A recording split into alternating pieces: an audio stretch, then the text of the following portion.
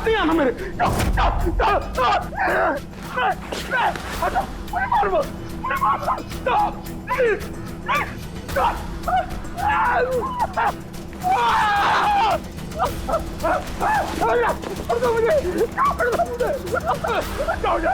मेरे पास मुझे मत मारो, छोड़ दो प्लीज, मुझे मत मुझे मत मारो, मुझे छोड़ दो प्लीज, छोड़ दो मुझे,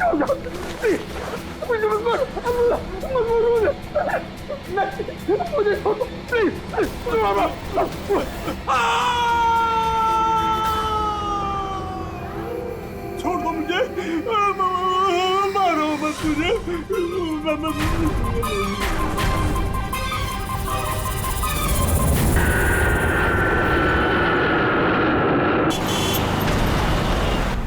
थोड़ा जल्दी चलाओ।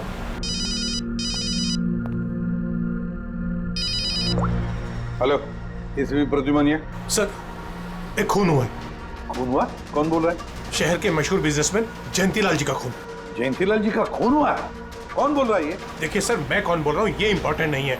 इंपॉर्टेंट ये है कि सेठ जी का खून हुआ है और उनके घर वाले उनकी बॉडी को अंतिम संस्कार के लिए लेकर जा रहे हैं। देखिए सर, अगर बॉडी जल गई तो खूनी कभी नहीं पकड़ा जाएगा। अब देरी मत कीजिए प्लीज, जल्द से जल्द जाकर बॉडी जलाने से रोकिए। हेलो, आप कहां से बोल रहे हैं? कौन है आप? Hello, damn it.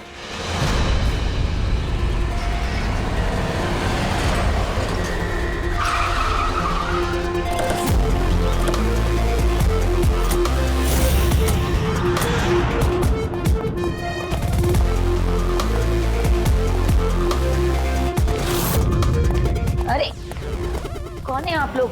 ऐसे कैसे घर में अंदर आ रहे हैं? हम लोग सीआईडी से हैं। घर के सारे लोग कहाँ हैं? सर वो लोग तो साहब की बॉडी लेकर शमशान घाट गए हैं। शमशान घाट गए?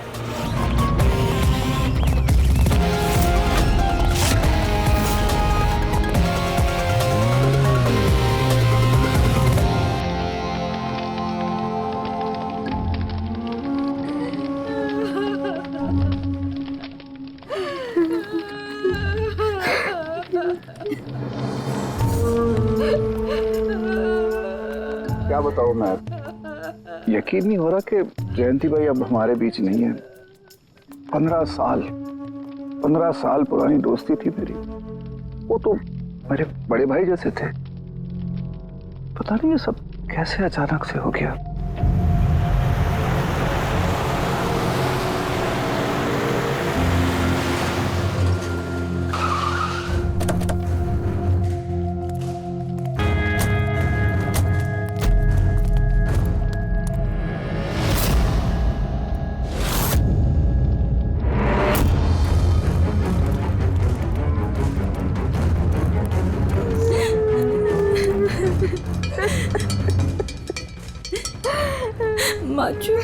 एक्सक्यूज मी,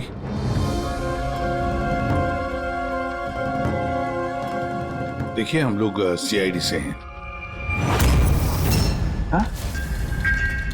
जयंतीलाल जी के परिवार वालों से मिलना चाहते हैं। मैं जयंतीलाल जी की पत्नी दीपा। दीपा जी, हमें पता है ये सही समय नहीं है पूछताछ करने की, मगर क्या करें? वो जयंतीलाल जी की मौत के बारे में हमें कुछ पूछताछ करनी है।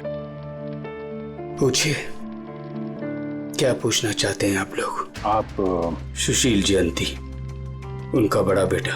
सुशील जी, हमें खबर मिली है कि आपके पिता की मौत एक नेचुरल डेथ नहीं थी, उनकी हत्या हुई है। क्या? ये कैसे हो सकता है? हम डॉक्टर सूरज, मैं जयंतीलाल का फैमिली डॉक्टर हूँ। मैंने ही कल रात उनको चेक करके उन्हें डेथ सर्टिफिकेट दिया था। He died a natural death. ये सही कह रहे हैं। जयंती भाई की मौत सभी घर वालों के सामने ही तो हुई थी, और इतने सालों से मेरा इस परिवार से रिश्ता है। वो लोग झूठ क्यों बोलेंगे? तो आप लोगों ने इतनी जल्दी में बॉडी क्यों जला दी? तो क्या ये भी गुनाह है? इतने महीनों से पिताजी बीमार थे, कितने इलाज किए, कितनी कोशिशें की, नहीं बचे वो। देखिए, हमें इंफॉर्मेशन मिली है कि जयंतीलाल जी की हत्या हुई है। क्या? हमने आपके पड़ोसी से भी पूछा, उन लोगों ने भी कल रात जयंतीलाल जी के चिल्लाने की आवाज़ सुनी थी। देखिए, पड़ोसियों ने जो कहा वो सही है, लेकिन उनको या आप लोगों को सही बात नहीं पता है। और वो सही बात क्या है? पिछले 3 महीने से डैडी की दिमागी हालत भी ठीक नहीं थी। वो ना सिर्फ लोगों को और बातों को भूलने लगे थे, बल्कि उनको हेल्यूसिनेशन यानी भ्रम हो गया था। गलत सही, सच झूठ का फर्क उनको समझ में नहीं आ रहा था। दौरे पड़ने लगे थे उनको लगने लगा था जैसे उनको कोई मारने वाला है। कल रात भी उनको ऐसा ही दौरा पड़ा था।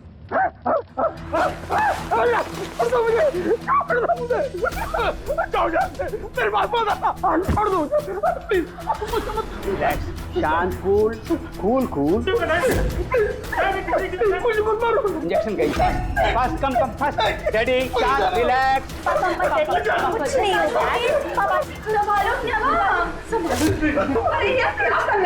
बच्चों की तरह क्यों जिद कर रहे हो? सुशील जी, उनका स्लीव ऊपर करो। जाने दो, मुझे मारो। बस।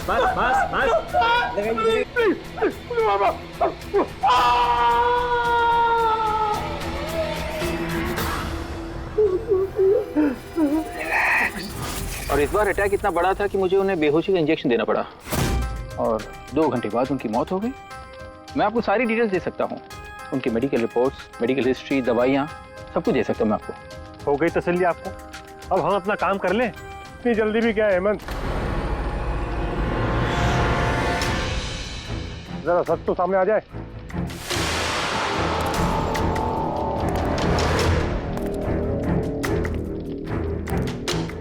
आप सर, मेरा नाम मोहन है, मैं जयंतीलाल जी का वकील। मैंने आपको फोन किया था सर। मोहन जी, आपको ऐसा क्यों लगता है कि जयंतीलाल जी की हत्या हुई है? मेरे शक की वजह है उनकी वसीयत।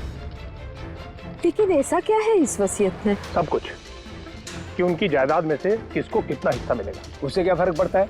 हम सब एक फैमिली हैं, किसी को छोटा किसी को बड़ा शेयर मिलेगा, यही ना? दैट्स ओके, कोई फर्क नहीं पड़ता है। अगर जयंतीलाल जी की मौत नेचुरल ना होकर मर्डर साबित हुई तो आप में से किसी को भी उनकी जायदाद का कोई हिस्सा नहीं मिलेगा। Nothing at all. ऐसे कैसे हो सकता है? मुझे बराबर याद है कि 1 साल पहले उन्होंने मेरी सलाह लेकर ही ये वसीयत बनाई थी, और उसमें तो ऐसा कुछ भी नहीं लिखा था। दीपा जी, 3 महीना पहले उन्होंने नई वसीयत बनवाई थी। ये क्या बोल रहे हैं आप? ये कैसे हो सकता है? ये सब कुछ बकवास है। अरे पिताजी आपको कब मिले? आप तो 3 महीने से हमारे घर पे आए नहीं, और पिताजी भी 3 महीने से घर के बाहर निकले ही नहीं। तो फिर? हेमंत, वो खुद मेरे ऑफिस में आए थे 3 महीना पहले। दीपा जी, 3 महीना पहले उन्होंने नई वसीयत बनवाई थी। ये क्या बोल रहे हैं आप? ये कैसे हो सकता है? ये सब कुछ बकवास है। अरे पिताजी आपको कब मिले? आप तो 3 महीने से हमारे घर पे आए नहीं, और पिताजी भी 3 महीने से घर के बाहर निकले ही नहीं। तो फिर? हेमंत, वो खुद मेरे ऑफिस में आए थे 3 महीना पहले। मैं अब जिंदा नहीं रहूंगा। आप क्या कह रहे हैं सर? कोई मेरी जान लेना चाहता है, मुझे मार डालेगा। सर, कैसी बात कर रहे हैं आप? कौन है जो आपको मारना चाहता है? कोई अपना, मेरे परिवार के सदस्यों में कोई है। मुझे पूरा यकीन है कि मैं अब चंद दिनों का मेहमान हूं। सर, कौन है वो? कहा ना, कोई अपना। क्या सोच रहे हो? पुलिस के पास जाऊं? यही कहना चाहते हो? सर, मैं पुलिस को खबर करूं? नहीं, पुलिस वाले भी अब मुझे पागल समझेंगे। तुम मेरा एक काम करो मोहन, मेरा वसीयतनामा बदल डालो।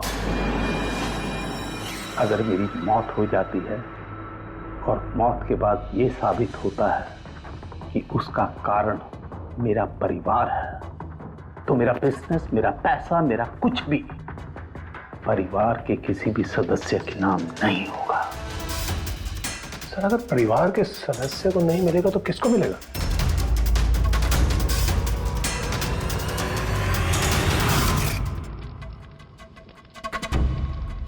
हमें नहीं तो किसे मोहन? जायदाद किसको मिलेगी? सर सीआईडी को।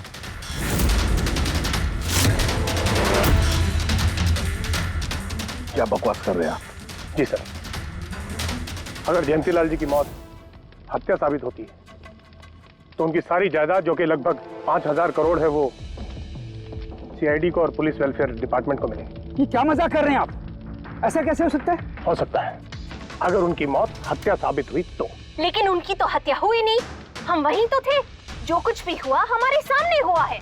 उनकी हत्या हुई है या नहीं वो हम पता लगा लेंगे। अरे आप कैसे पता लगाएंगे? बॉडी तो है ही नहीं। बॉडी जल चुकी तो क्या हुआ, राख तो है। जब तक ये केस सुलझती नहीं तब तक जयंतीलाल जी की राख हमारी कस्टडी में रहेगी। अरे लेकिन सॉरी मैम।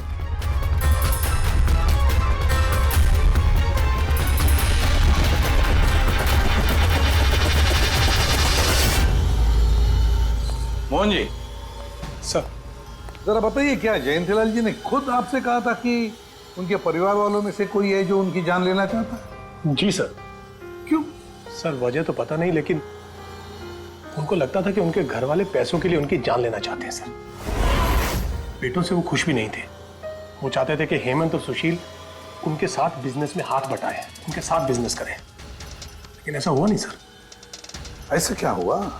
सर दोनों ने अपना अलग अलग बिजनेस शुरू किया, लेकिन उसे भी चला नहीं पाए। और हेमंत सर, वो तो एक नंबर का अय्याश निकला। उसने सेठ जी के सारे पैसे उड़ा दिए। सर बाप बेटे में हमेशा खटर पटर चलती रहती थी, कभी बनी नहीं बाप बेटे में। बनती नहीं थी, मगर हम बाप बेटे तो थे। मुझे पैसों की बहुत जरूरत थी, लेकिन इसका ये मतलब थोड़ी है कि मैं अपने पिता को ही मार दूंगा। मार भी सकते हो। आखिरकार दुनिया में आधे से ज्यादा गुनाह तो पैसों के लिए ही होते हैं। फिर तो सुशील भैया की वजह मुझसे बड़ी थी। उनका पिछला बिजनेस उन्होंने घाटे में बंद किया और अभी जो है वो नुकसान में चल रहा है। सर मार्केट का बहुत पैसा है उनके ऊपर, और डैडी भी इस बार सुशील भैया की मदद करने के लिए रेडी नहीं थे।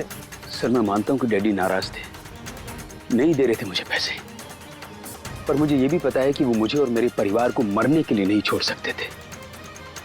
खून में उनका खून तो हो, इसीलिए पैसों के लिए अपनों का ही खून बहा दिया। सर एक आइडिया है। क्या है कि अब जो हुआ सो हुआ, उसको बदला तो नहीं जा सकता ना, लेकिन इस सिचुएशन से अपना फायदा जरूर निकाल सकते हैं। क्या मतलब? वो सर आप ये मामला सुलझा दीजिए। मान लीजिए कि नेचुरल डेथ थी, अब वसीयत के हिसाब से पैसे सीआईडी और मुंबई पुलिस की जगह हमें मिलेंगे, जो उसके असली हकदार हैं। नहीं, आप लोगों का जो नुकसान हुआ होगा वो हम आपस में समझ लेंगे ना। सुशील जी, हर आदमी एक जैसा नहीं होता, और दोबारा ऐसे बात करने की गलती नहीं करना, समझे? तुम अपनी दादाजी से बहुत करीब थी ना? दादाजी मुझे बहुत प्यार करते थे। हम दोनों बेस्ट फ्रेंड्स के जैसे थे, एक दूसरे से सारी बातें शेयर करते थे। कभी दादाजी ने तुमसे ये कहा था कि उनकी जान को खतरा है, कोई उन्हें मारना चाहता है, ऐसे कभी कुछ कहा था उन्होंने? उन्हें हर किसी से डर लगता था। दादाजी सिर्फ मेरे पे विश्वास करते थे,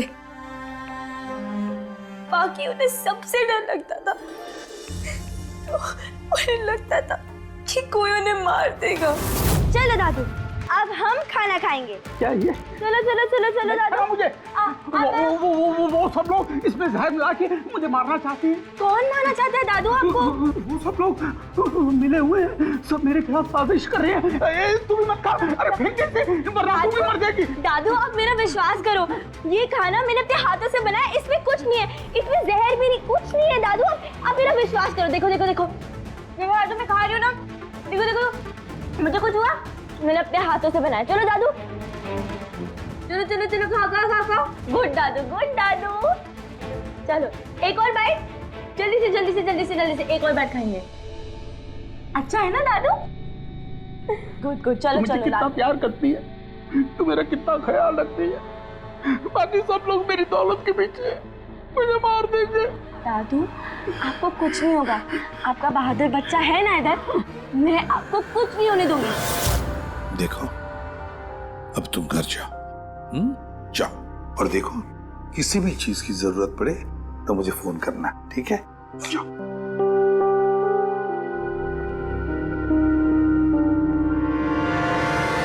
हाँ के बता, क्या निकला राख में से? बॉस, राख में से बड़ी जबरदस्त बात निकली है। हालांकि इस राख ने मुझे कम परेशान नहीं किया, लेकिन मैंने भी इसका मुंह खुलवा ही लिया, है ना? तो फिर बता दे यार। बताता हूं। तारिका। हाँ सर, हमने इस राख का स्पेक्ट्रोस्कोपी टेस्ट किया, फिर रिपोर्ट से बात साबित हो गई है बॉस कि जयंतीलाल की मौत नेचुरल नहीं है, जयंतीलाल को मारा ही गया। क्या कहा तुमने? जयंतीलाल की मौत नेचुरल डेथ नहीं थी? नहीं। कैसे सामझे? कैसे मारा? लार्सनिक से। लार्सनिक? जयंतीलाल की राख में हमें लार्सनिक मिला है बॉस। राख में से लार्सनिक? सर कुछ केमिकल्स और हेवी मेटल्स, धातु ऐसे होते हैं जो जलने पर भी नहीं खत्म होते। लार्सेनिक उनमें से एक है, इसलिए लाश के पूरी तरह जल जाने के बावजूद उसमें मौजूद लार्सेनिक जलाने और राख में ऐसे ही रहा। लेकिन एक बात समझ में नहीं आ रही है सामके, कि अगर जयंतीलाल की मौत लार्सेनिक की वजह से हुई है तो फिर उसके फैमिली डॉक्टर सूरज को ये पता कैसे नहीं चला? पता कैसे नहीं चला? उसने नेचुरल डेथ का सर्टिफिकेट इश्यू किया ही कैसे और क्यों? बॉस, अगर लार्सनिक जैसा जहरीला केमिकल इंसान के शरीर में एक साथ बहुत ज्यादा मात्रा में पहुंचा दिया जाए तो इंसान की तुरंत मौत हो जाती है, लेकिन अगर यही जहर धीरे धीरे थोड़ी थोड़ी मात्रा में उसके शरीर में पहुंचाया जाए तो उसकी मौत एक साथ एकदम नहीं होती है। पहले उसकी याददाश्त जाती है, फिर उसे अजीब अजीब से सपने आने लगते हैं, उसे हेलुसिनेशन होने लगता है, भ्रम होने लगता है, फिर पागलपन के दौरे पड़ते हैं। और जयंतीलाल के साथ ये सब कुछ हो रहा था। लार्सनिक? जी हाँ, लार्सनिक। और इससे ये साबित हो गया कि जयंतीलाल जी की मौत बीमारी से नहीं बल्कि उनका खून किया गया। लेकिन ये किया किसने? वही पता करने हम लोग यहाँ हैं। अभिजीत, जयंतीलाल जी का कमरा चेक करना पड़ेगा। Okay sir.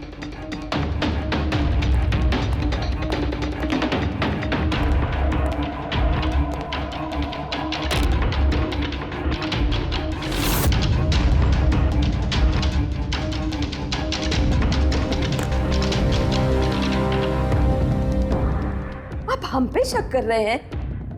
आपने ऐसे सोच भी कैसे लिया कि हम लोगों में से कोई ऐसी घिनौनी हरकत कर सकता है? ऐसा कुछ नहीं है माँ, ये सब इनकी चाल है।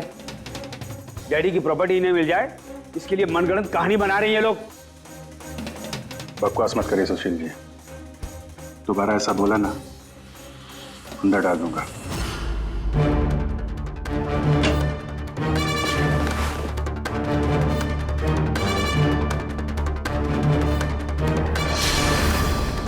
आप धमकाकर हमें चुप करा सकते हैं लेकिन कुछ साबित नहीं कर सकते।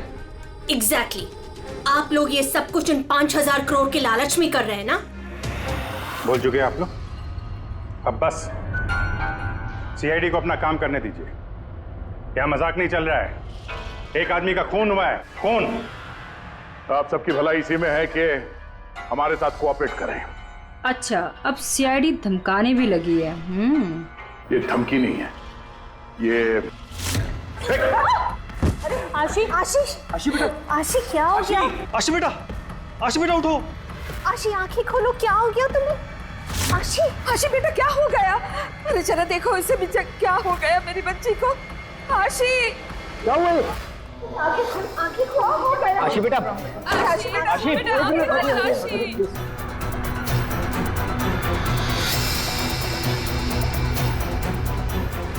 क्या हो गया इसे?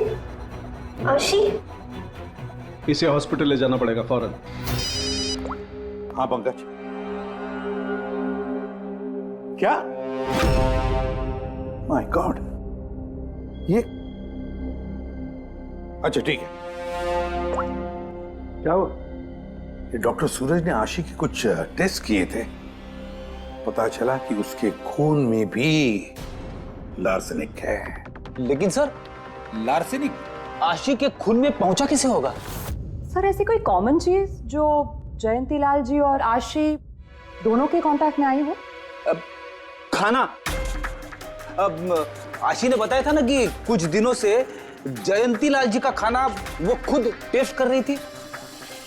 नहीं बस खाना नहीं, ये कुछ और है। ये सालों के साहब, ये आपको कैसे पता चला? बताता हूं, बस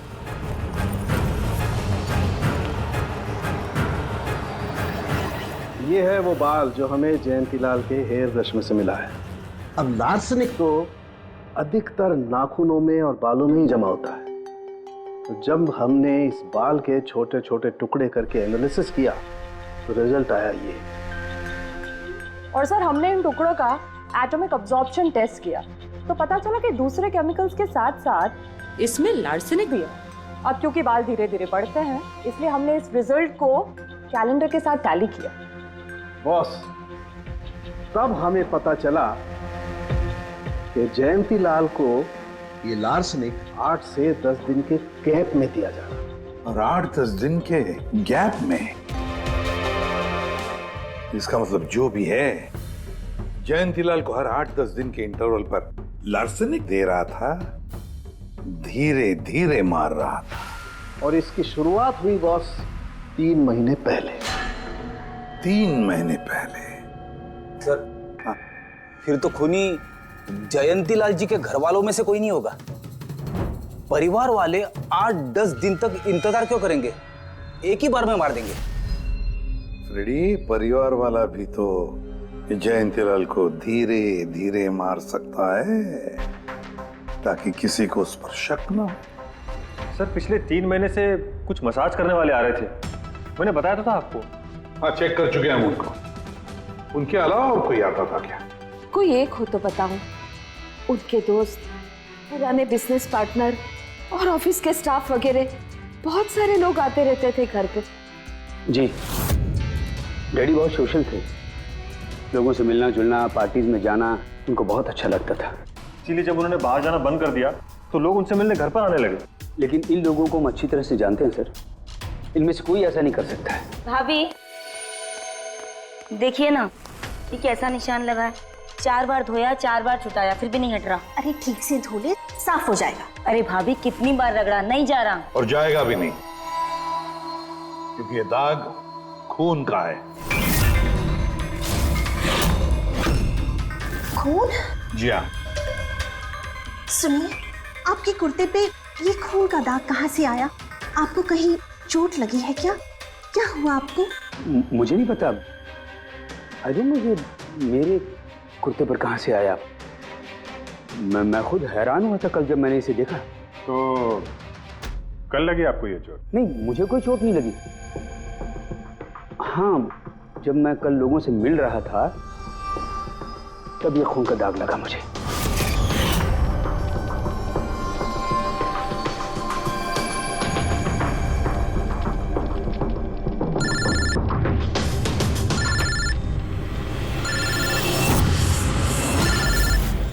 बिना चोट खून के धब्बे, अजीब बात है।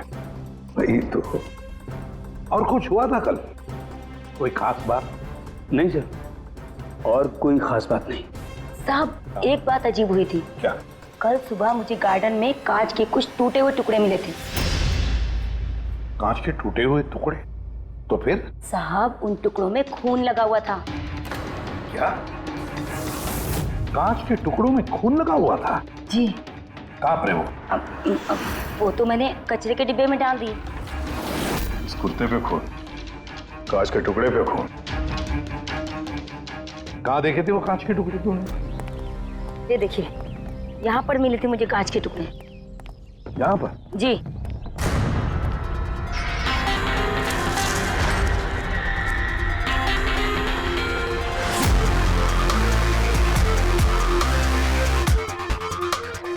टूटा हुआ बल्ब है सर। बल्ब का टुकड़ा मिला क्या उसको? काम करो अभिजीत, इस घर में जितनी भी लाइटें हैं, लैंप्स हैं, सब चेक करो, देखो कोई बल्ब गायब है क्या।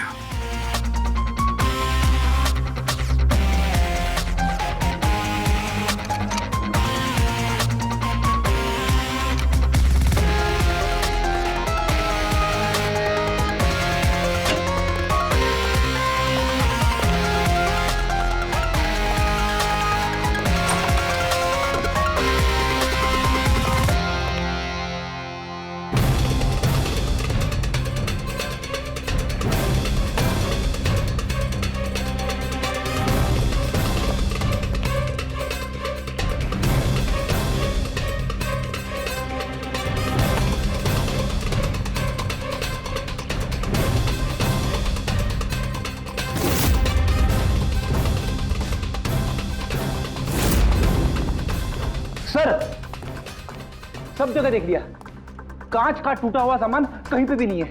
सर कुछ नहीं मिला।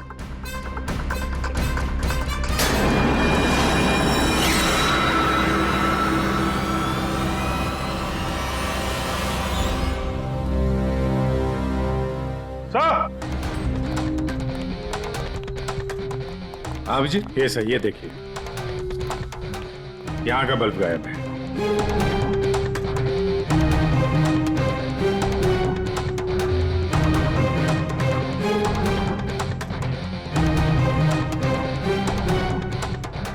बड़ी अजीब बात है, ये लैम्प तो बिल्कुल ठीक था। मैं और दादू इस लैम्प के नीचे काम भी किया करते थे, और जिस तरह दादू की मौत हुई तब भी ये लैम्प ठीक था, इसमें बल्ब था और ऑन था।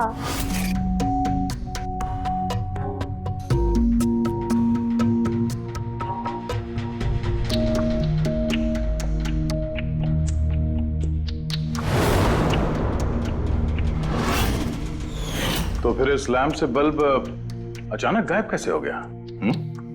क्यों कविता? नहीं साहब, मुझे कुछ नहीं मालूम ये बल्ब कैसे गायब हुआ, किसने निकाला, मैं कुछ नहीं जानती। लेकिन सर ये बल्ब कोई गायब करेगा क्यों? सर इस बल्ब का और इस लैंप का कुछ ना कुछ तो लेना देना है इस केस में।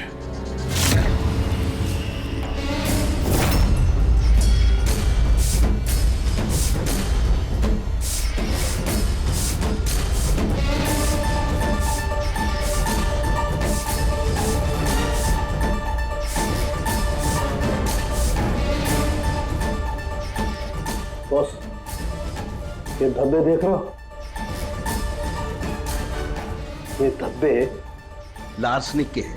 लेकिन ये लार्सनिक के धब्बे पूरे लैंप पर कैसे? बॉस, हुआ ये होगा, खूनी जयंतीलाल जी के घर पे आता होगा हर 8 या 10 दिन में।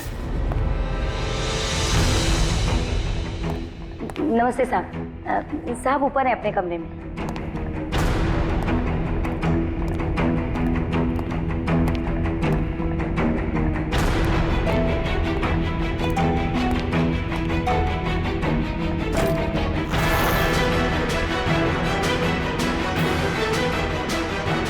और चुपके से जयंतीलाल के टेबल लैंप पे लार्सनिक छिड़कता होगा।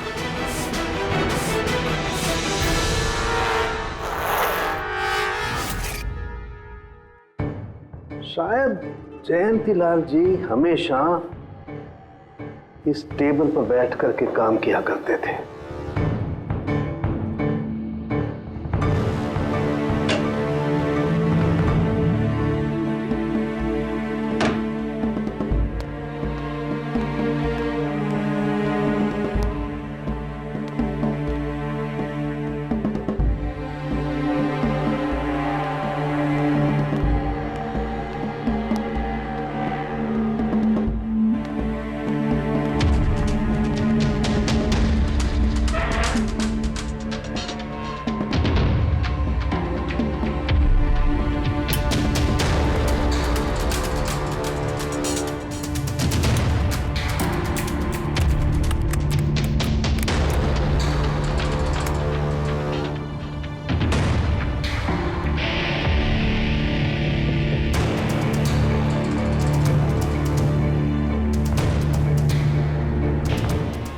और जैसे ही ये बल्ब गर्म होता था, लार्सनिक धीरे धीरे फैलकर जयंतीलाल जी की सांसों में घुल जाता था।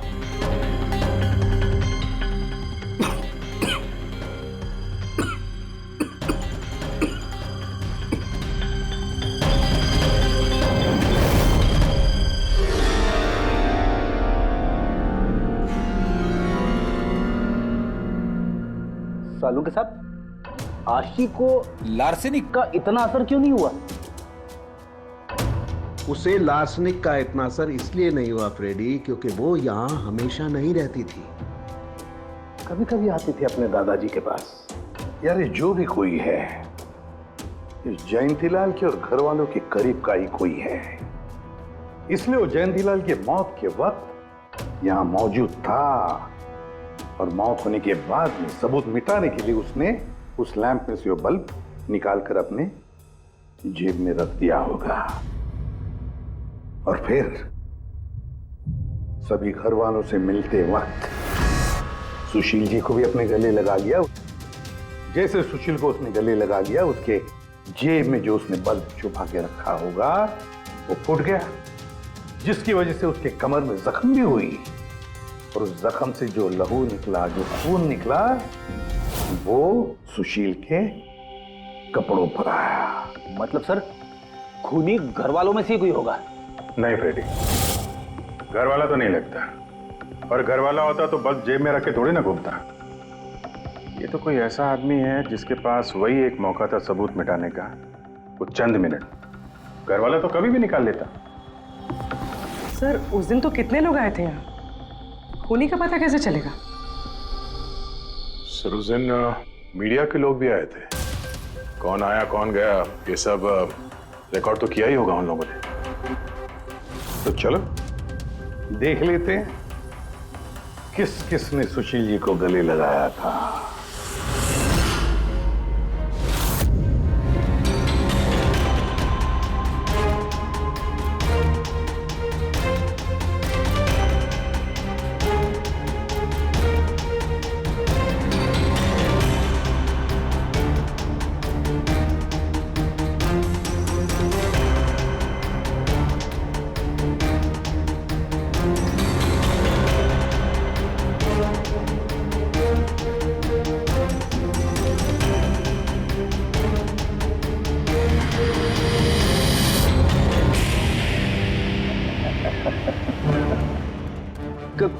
क्या हुआ सर, खूनी का पता चल गया?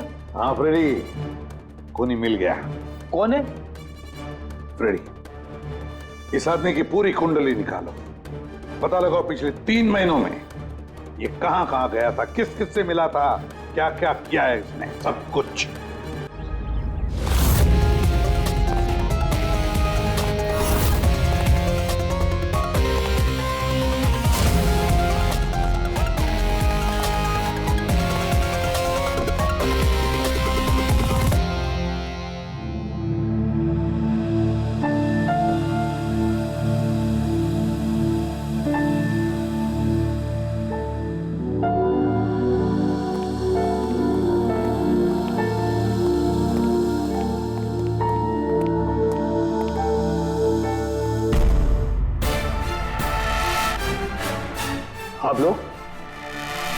आप लोग फिर यहाँ हैं?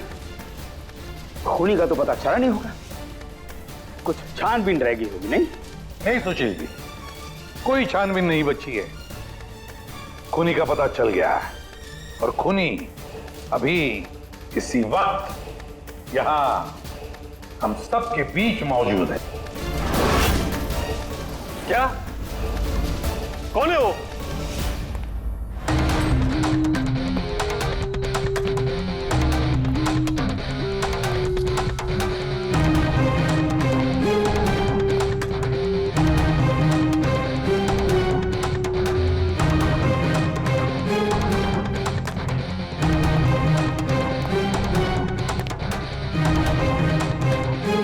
अरविंद जी,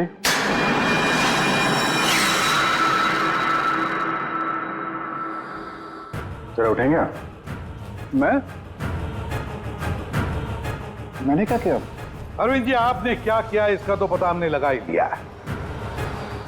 बस अब आपके कारनामे हम आप ही के मुंह से सुनना चाहते हैं। क्या बकवास है ये? आप मुझ पर इल्जाम लगा रहे हैं। आपको क्या लगता है कि मैंने जयंती को मारा? अभिजीत, मौका मिला था, मान जाते तो सबके सामने कपड़े नहीं उतरते। तेरा एक कुर्ता उठाना। क्यों? अरे उठाओ सर। क्यों?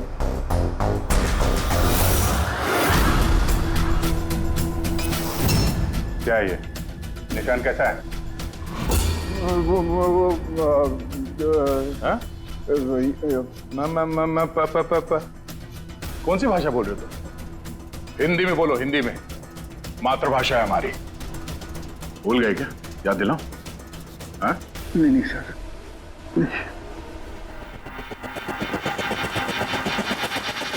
बताता हूँ। नफरत करता था मैं जयंती से। 5 साल पहले हमने एक बिजनेस शुरू किया था। आज ये इतना बड़ा 5000 करोड़ का एम्पायर है ना,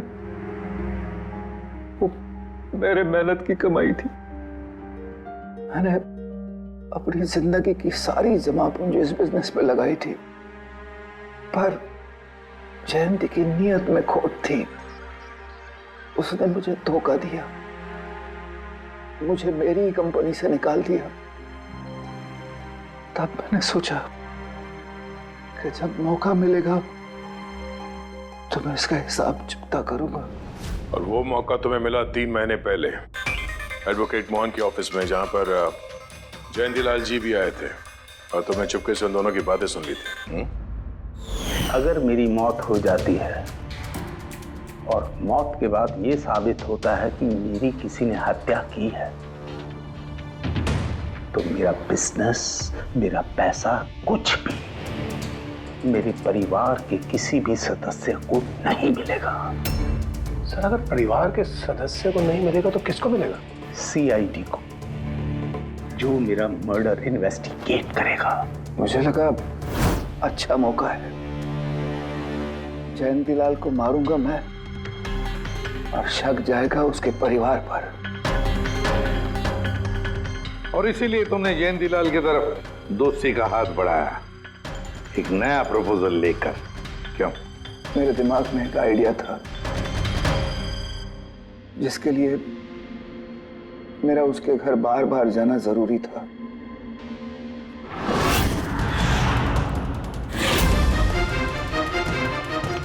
साहब ऊपर है अपने कमरे में।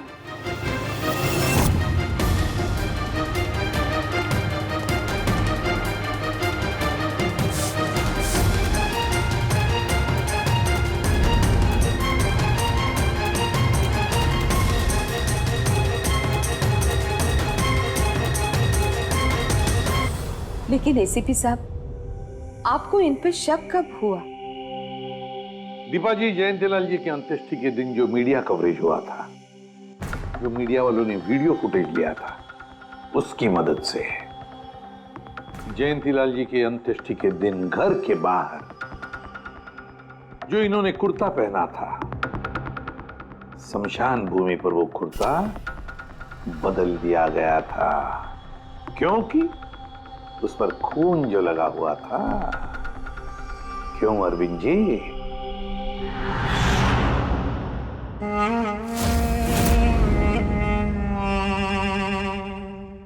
अरविंद जी, बदले की आग में तुमने जयंतीलाल का खून कर दिया। क्या मिला तुम्हें? कैसा सुख मिला? गलत किया तुमने, गलत किया। रेडी?